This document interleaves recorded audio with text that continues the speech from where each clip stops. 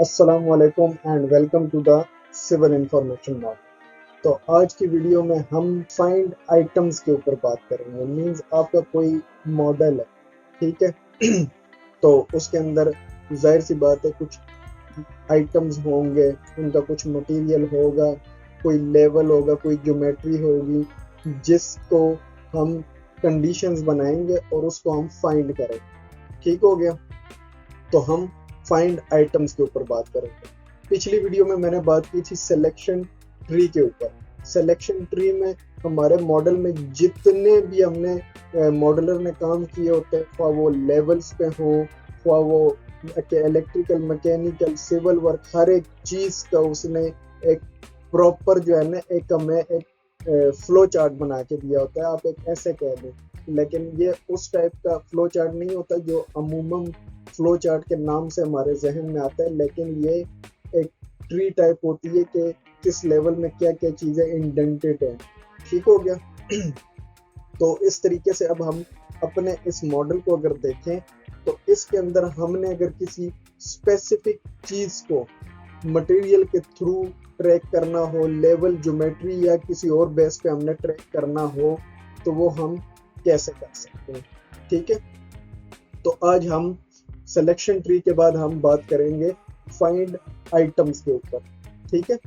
तो सबसे पहले आपने जब मॉडल अपना ओपन कर लेना है, जो नेविस वर्क के अंदर जो आपका 3D मॉडल होगा, उसके बाद जो पहला स्टेप है आपने क्या करना है, प्रॉपर्टीज के टैब को ऑन कर लेना है।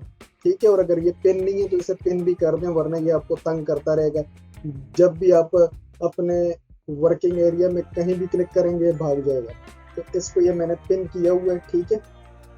और दूसरा काम आपने होम के टैब पे सिलेक्शन ट्री के ऊपर जो आपको नजर आ रहा है राइट साइड पे, ये होता है फाइंड आइटम। और शिफ्ट F3 इसकी जो है ना शॉर्ट कमांड भी होती है। तो शिफ्ट F3 से मैंने ओपन किया। ठीक है। इसको भी आप पिन कर लीजिएगा ताकि ये भागे ना, और यहाँ से क्लिक करने से भी आप ओपन कर सकते। ठीक है। आज की वीडियो एक छोटी सी वीडियो होगी, ये ज़्यादा लेंथी नहीं होगी। छोटी सी एक कमांड है, ज़्यादा कुछ हैवी है नहीं। तो आज हम इसी पे बात करेंगे। अब अगर आप देखें तो ये हमारे पास फाइंड आइटम, तो ये हमारे पास आ गया है। जो हमारा प्लान है उसके हमारे पास लेवल्स आ गए। अगर आप देखें तो स्टैंडर्ड पे अगर मैं इसे कॉम्पैक्ट करता हूँ और आप देखें तो ये सिर्फ मुझे लेवल्स शो करेगा। ठीक है। Only levels. लेकिन लेवल्स के अंदर क्या डिटेल्स है वो मुझे शो नहीं करेगा। सेम वैसे ही वर्क करता है जैसे पिछली वीडियो में सिलेक्शन ट्री में हमारे पास कॉम्पैक्ट था, स्टैंडर्ड था एंड प्रॉपर्टीज थी। तो अगर मैं प्रॉपर्टीज करूं तो ये मेरे पास कुछ इस शेप में आ जाएगा। मींस कि आप जिधर भी प्लस के आइकन उन्हें क्लिक करते जाएं तो उसके अंदर जितने भी आइटम्स मॉडलर ने इंडेंटेड किए थे वो सारे आपको मिल जाएंगे। ठीक है। इंडेंटेड। तो सिमिलरली मैं इसको रखता हूँ स्टैंडर्ड पे। स्टैंडर्ड पे मेरे पास ये लेवल्स शो हो रहे हैं और लेवल्स के अंदर मैं डिटेल यहाँ से भी देख सकता हूँ, लेकिन जो हमने आइटम्स को फाइंड करना है यहाँ से फाइंड करना तो इजी है। मींस आपने फर्स्ट लेवल को ओपन किया, ये मेन फ्लोर है, ये प्लाजा सराउंडिंग, इंटीरियर, एक्सटीरियर, इसमें आप जाके उसको इजीली ट्रैक कर सकते हैं। लेकिन ये वही कर सकता है जिसने इसे मॉडल किया, क्योंकि उसे को पता होगा। तो ऐसा नहीं है कि नेविस वर्क पे काम करने वाला नहीं कर सकता उसे ट्रैक इस तरीके से, वो भी कर सकता है, लेकिन डिपेंड करता है उसके एक्सपीरियंस पे कि उसने कितना काम इस सॉफ्टवेयर के ऊपर किया है। ठीक है। उसका हाथ कितना साफ है, तो वो उस तरीके से जब देखते हैं चीज को तो वो समझ जाता है कि ये चीज लेवल फर्स्ट पे इंटीरियर के अंदर आती है, एक्सटीरियर के अंदर आती है, या किस कैटेगरी में आती है, तो वो ट्रैक कर सकता है। लेकिन अगर आप इस तरीके से नहीं ट्रैक करना चाहते, ठीक है, आपके पास कुछ इंफॉर्मेशन है, आपने उसके थ्रू उसको यूटिलाइज करते हुए अपने मॉडल के अंदर चीज़ों को ट्रैक करना है, उसको विजुअलाइज करना है, तो वो कैसे करें, बात ये है आज। फाइंड आइटम, शिफ्ट F3 या होम के टैब में आपने आना है और यहाँ से इसको सेलेक्ट एंड सर्चेज में सिलेक्शन ट्री के ऊपर राइट साइड पे आपको मिल जाए। अब मैं यहाँ क्लिक करता हूँ कैटेगरी, तो ये देखिए आइटम्स है बेस। ठीक है। बेस लेवल है, बॉटम ये एलिमेंट आईडी, ज्योमेट्री, ये सारी मीन्स के जिसके थ्रू आपने उसको फाइंड करना है या ट्रैक करना है, तो वो आपने सेलेक्ट कर लेना है। मैं मटेरियल के थ्रू करना चाहता हूँ just for the purpose of your understanding. अब प्रॉपर्टी क्या है उसकी? प्रॉपर्टी में बाय नेम भी दे सकता हूँ, कंडीशन इक्वल टू रखनी है, और मैं कह देता हूँ जी ग्लास। ठीक हो गया। प्रॉपर्टी मैंने कहा कि उसका नाम, ठीक है, मैं उसके नाम के थ्रू से ट्रैक करना चाहता हूँ। फिर कंडीशन उसने पूछी, कंडीशन में मेरे पास था कि equal to, not equal to, contain, with card, defined, undefined. ठीक है, मीन्स के ये जब आप कंडीशन डिफाइन करेंगे तो ये इसका भी एक अमल दखल होता है। अगर आप कहते हैं कंटेन्स, तो फिर जो आइटम, ठीक है, वो नाम, वो इंफॉर्मेशन कंटेन करती होगी, ये उसको ट्रैक करेगा। लेकिन अगर आप कहते हैं जो है ना नॉट इक्वल्स, तो वो उसके अलावा जो उससे मिलती जुलती चीजें होंगी उनको ट्रैक कर देगा। ठीक है, तो आप कंटेंट्स करें, क्योंकि बी स्पेसिफिक कि हमने करना क्या है। तो मैं उसको कह देता हूँ जी डोर्स कह देता हूँ। चलो ठीक हो गया। लेट्स सपोज हमने डोर्स को ट्रैक करना है, तो अब कैटेगरी मटेरियल है, हमने मटेरियल के थ्रू जो है ना प्रॉपर्टीज का नेम रखा कि हमने नेम के थ्रू करना है। फिर कंडीशन हमने लगाया कि कंटेंट्स, और वैल्यू हमने बताई कि डोर्स। ठीक है, मैं इसको थोड़ा सा बड़ा कर लेता हूँ और यहाँ से इसको डोर पैनल्स, हमने डोर को नहीं किया, डोर पैनल को किया। तो यहाँ पे हमारे पास डोर पैनल है, तो डोर भी होना चाहिए, ऑब्वियस सी बात है। ये डोर फ्रेम है, ये डोर पैनल है। ठीक है, तो आपने जिसके थ्रू भी करना है, डिफॉल्ट वॉल रूफ, तो मैं अभी फ्रेम पे ही रखता हूँ। ठीक है, और मैं इसको कहता हूँ फाइंड फर्स्ट। अब मुझे कैसे पता चला कि इसने फाइंड कर ली? क्योंकि मेरे पास अगर आप देखें तो ये प्रॉपर्टीज पहले यहाँ पे कुछ भी नहीं था, एम्प्टी था।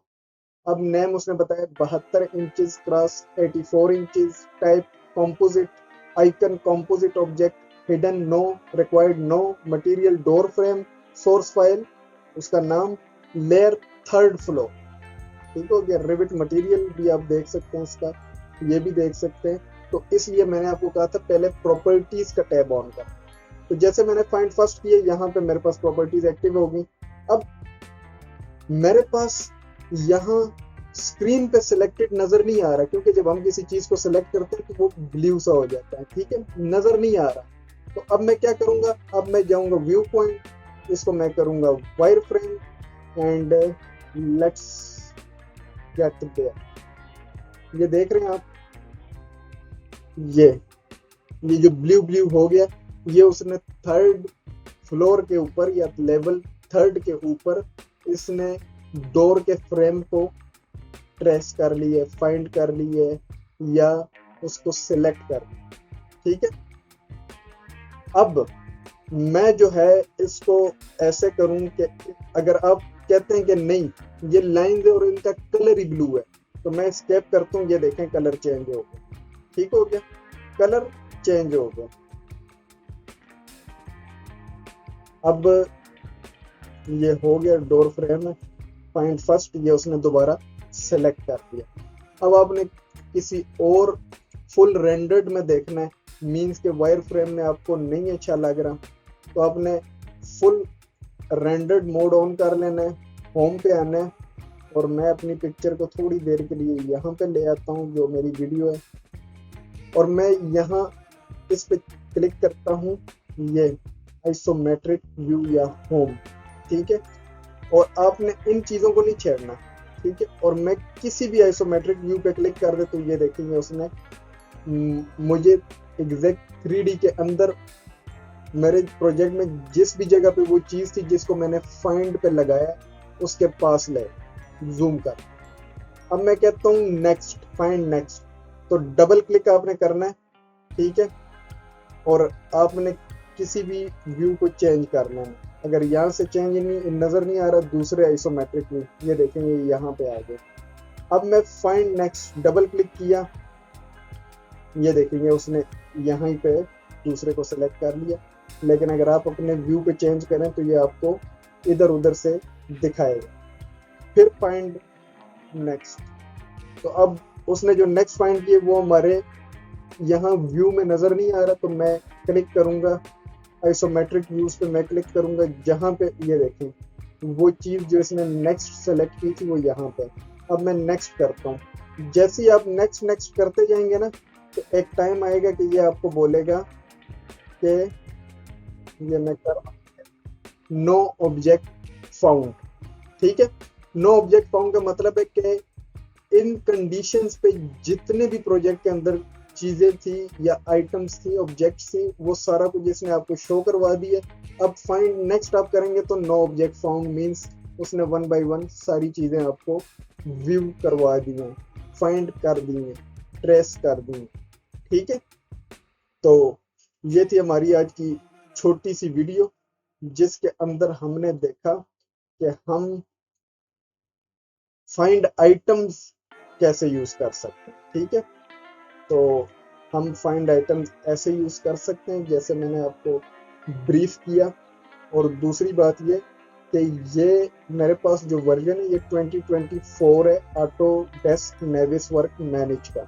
तो जो पुराने वर्जन है उनमें 19-20 का डिफरेंस हो सकता है, but I am not sure कि वो डिफरेंट होंगे। मुझे यकीन है, मैंने कुछ देखे भी हैं, वो भी सेम यही डिटेल्स यूज करते हैं। तो अपनी ढेर सारी दुआओं में याद रखिएगा। इंशाल्लाह मिलते हैं आपसे नेक्स्ट वीडियो में, तब तक के लिए अल्लाह ने